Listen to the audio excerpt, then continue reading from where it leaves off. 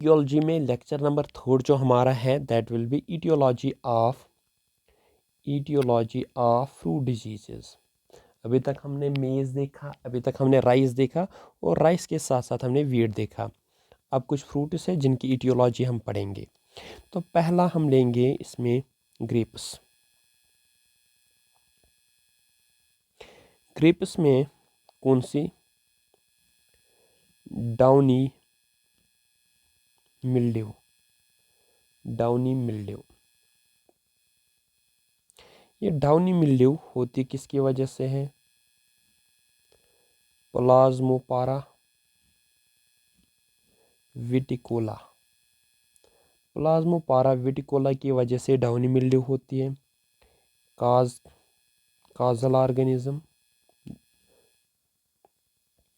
ये इन्फेक्ट करता है किसको? इन्फेक्ट करता है लीव्स और बेरीज, लीव्स को भी और बेरीज को भी।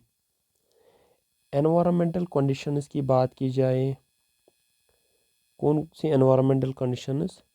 कूल एनवायरमेंटल कंडीशंस और temperature 10 to 25 degree Celsius. Wet conditions होनी चाहिए। जहाँ पे भी आप फंजे को देखोगे वेट कंडीशंस को फेवर करता है। कितना वेट कंडीशन? 6 आवर्स, 6 आवर्स से ज़्यादा या 6 आवर्स से ज़्यादा क्या? लीफ वेटनेस। तो इसका काम तब तक हो ही जाता है। सोर्स कहाँ से है इसका? इनोकुलम का सोर्स कहाँ से है? सोर्स ओवरविंटरिंग,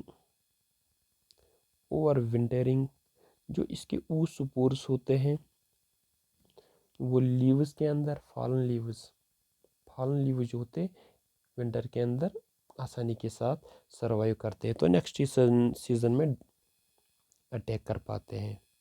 तो कंट्रोल की बात करें, कंट्रोल में पहला कल्चरल वाला।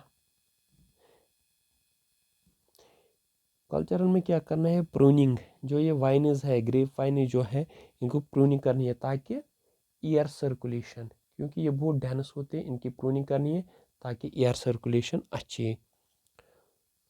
और इसके अलावा इरिगेशन, पर्टिकुलरली ओवरहेड इरिगेशन हमें अवॉइड करनी है। और जहाँ पे भी इन्फेक्टेड लीफ मिले, रिमूव इन्फेक्टेड लीव्स को रिमूव करना है, रिमूव इन्फेक्टेड लीव्स। केमिकल्स की बात की जाए, कौन से केमिकल्स यूज़ कर सकते हैं? केमिकल्स जहाँ पे भी कॉपर बेस्ड केमिकल्स मिलेंगे आपको, कॉपर बेस्ड फंजिसाइड्स का यूज़ किया जाता है, जैसे बोर्डेक्स मिक्सचर या मेटलजाइल है, ये कुछ हम यूज़ कर सकते हैं। नेक्स्ट डिजीज जो है ग्रेप्स की, दैट इज, पहला था डाउनी, दूसरा है पाउडरी मिल्ड्यू।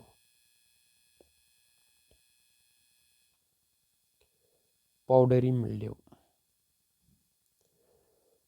मिल्ड्यू की बात की जाए, ये किसकी वजह से होती है? ये होती है एक फंगस, जिस फंगस का नाम है एरिसाइफी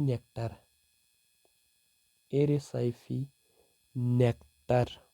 इसकी वजह से ये होती है। इसमें क्या होता है? इसमें जो कोनिडिया होते हैं, कोनिडिया स्पोर्स जो इसके होते हैं, they are wind borne. Wind की वजह से ये आसानी के साथ पास हो जाते हैं। एनवायरमेंटल कंडीशंस की बात की जाए, 20 to 30 डिग्री सेल्सियस, ठीक। ड्राई कंडीशंस ये प्रेफर करता है, dry conditions with high relative humidity, ज़्यादा रिलेटिव ह्यूमिडिटी ज़्यादा होनी चाहिए। कंट्रोल की बात की जाए, कंट्रोल कैसे करना है इसको? रेजिस्टेंट वैरायटीज़ का यूज़ करना है। रेजिस्टेंट वैरायटीज़ के साथ साथ प्रॉपर कैनोपी, ज़्यादा घना नहीं होना चाहिए, प्रॉपर कैनोपी मैनेजमेंट, ताकि ह्यूमिडिटी रिड्यूस हो जाए। ह्यूमिडिटी रिड्यूस होनी चाहिए। केमिकल्स की बात की जाए तो पहले सल्फ़र बेस्ड वहाँ पे था कॉपर बेस्ड, यहाँ पे है सल्फ़र बेस्ड फंजिसाइड्स, जैसे माइक्लोब्यूटेनल।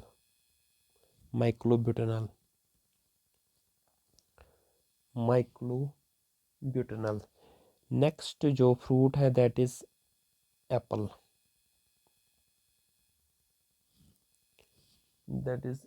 और एप्पल में हमें एक पढ़ना है that is scab, most common in the region of Kashmir. Scab की बात की जाए ये किसकी वजह से होता है? ये होती है वेंचुरिया इन इक्वेलिस की वजह से ये होती है। जो प्रोड्यूस करता है एस्कोस्पोर्स, और दूसरा स्पोर ये प्रोड्यूस करता है दैट्स कॉल्ड एज कोनिडिया और एस्कोस्पोर। एनवायरमेंटल कंडीशंस की बात करें, कौन से एनवायरमेंटल कंडीशन इसको फेवर करते हैं? कूल 15 से 22 डिग्री सेल्सियस, वेट वेदर होना चाहिए, और अगर लीफ वेटनेस 6 घंटे या 6 घंटों से ज़्यादा है, मॉइस्चर प्रेजेंट है लीव्स में, तो ये हो सकता है। सोर्स ऑफ इनोकुलम क्या है? क्योंकि हमें पता है जो विंटर्स में विंटर के अंदर जो ये इसके स्पोर्स होते हैं आसानी के साथ सर्वाइव करते हैं किन के अंदर? इन फॉलन लीव्स के साथ आसानी के साथ सर्वाइव करते हैं। और जो बाकी फ्रूट मम्मीज उसमें भी ये सर्वाइव कर पाते हैं। फ्रूट मम्मीज की बात की जाए तो फ्रूट मम्मीज क्या होते हैं? ये कुछ, अगर आपने देखा होगा, कुछ ड्राइड रिमेन्स, जो फ्रूट्स होते हैं उनके कुछ ड्राइड रिमेन्स होते हैं, जो किसके साथ, जो ट्रीज के साथ अटैच रहते हैं। तो अगर उनमें इन्फेक्शन है तो वो इन्फेक्शन फैल सकता है। तो कंट्रोल कैसे करें इसको? कंट्रोल सिंपल, जो लीव्स को कलेक्ट करना है। कलेक्ट करने के बाद लीव्स को डिस्ट्रॉय करना है। रेजिस्टेंट वैरायटीज़ का भी यूज़ कर सकते हैं, लेकिन ये उतना कारगर नहीं, क्योंकि डिफरेंट जो लोग होते हैं उनकी डिमांड डिफरेंट होती है। प्राइमा है या फ्रीडम है, इसका यूज़ कर सकते हैं। केमिकल्स की बात की जाए कौन कौन से केमिकल्स का यूज़ किया जा सकते हैं? बहुत सारे केमिकल्स है, जैसे कैप्टान है, डोडीन है, ये कुछ फंजोसाइड्स है, थायोफाइनेट है। बहुत सारे केमिकल्स है जिनका आप यूज़ कर सकते हो। जब भी ग्रोइंग सीजन होगा तब ये चीज़ें हम यूज़ कर सकते हैं। नेक्स्ट क्रॉप जो है दैट इज कॉटन। कॉटन में पहली जो डिजीज़ है that is wilt of cotton. और ये किसकी वजह से होती है? ये wilt of cotton that is fusarium oxysporum.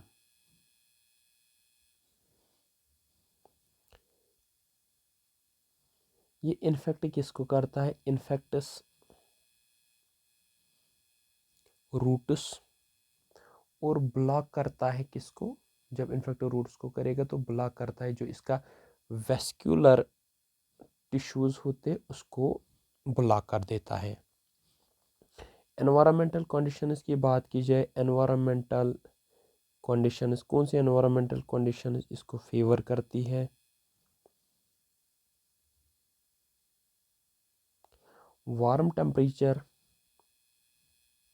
Warm temperatures जैसे 25 से 30 डिग्री का टेम्परेचर, और water logged soils, water logged soils, जिन सॉइल्स में वाटर ज़्यादा होता है या वाटर लॉग ज़्यादा होता है बहुत टाइम तक, तो उस तरह की सॉइल्स में ये ज़्यादा पनपता है।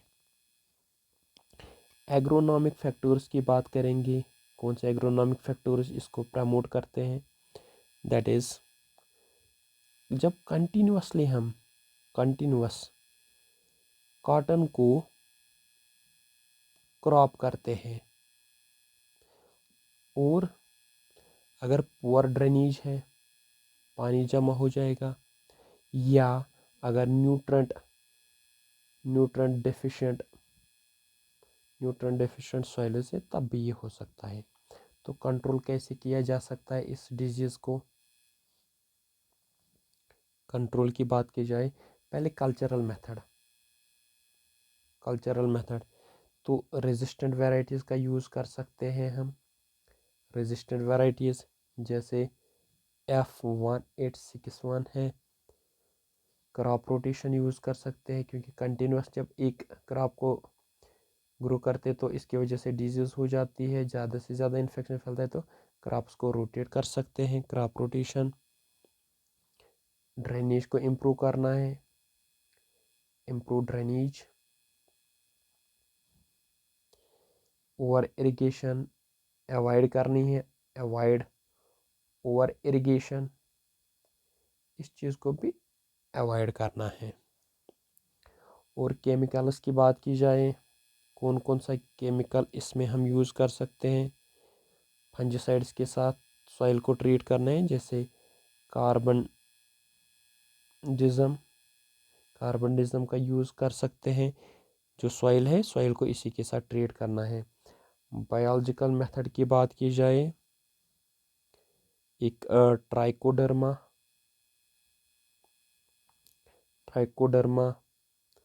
हार्जिनम, इसको हम यूज़ कर सकते हैं बायोलॉजिकल मेथड में। That was all about aetiology.